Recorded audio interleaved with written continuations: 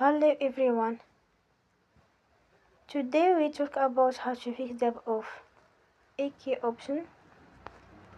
You will go to settings. Then we click on apps. After that you will search the app AK option and you will click. Then you will on for stop. After that you will go to storage. Then we click on clear cache.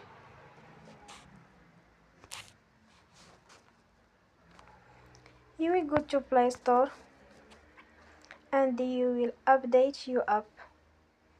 Don't forget to support us by like and subscribe. See you next time and thank you for attention.